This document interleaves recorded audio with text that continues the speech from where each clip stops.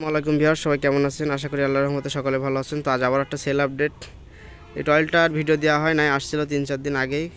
আমাদের এক সম্মানিত কাস্টমার এটা আসার আগেই ছবি দেখে আর কি বায়না করছিল, অনেক দূর থেকে, চেনে না শোনে না জানেও না।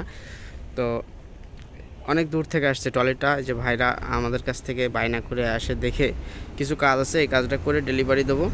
তো আসুন ভাইয়ের সাথে একটু পরিচয় হয় এবং কোথা থেকে আসছিল। ভাই আসসালামু আলাইকুম। আসসালামু আলাইকুম। ওয়ালাইকুম আসসালাম। ভালো আছেন ভাই? হ্যাঁ, আলহামদুলিল্লাহ। তো ভাই আমাদের প্রতিষ্ঠান সম্পর্কে মানে খোঁজ পাইছিলেন কিভাবে? ওই যে আপনার ভিডিও দেখা, ভিডিও দেখেন।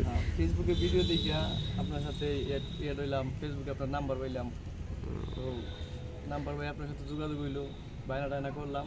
আইসা যেভাবে বায়না তো আমাদের দেখার আগে প্রতিষ্ঠানে, তো আমার প্রতিষ্ঠানে তো আসেননি কোনোদিন, আসছেন তো যাক দেখার আগে বায়না করছি এবং যা দেখছি তা যা বলছেন তাও পাইছি।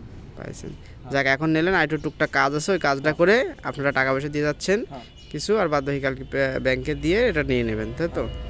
তো ভাই কোথা থেকে আসছেন ভাই আমাদের এখানে? আমরা সিলেট সুনামগঞ্জ থেকে।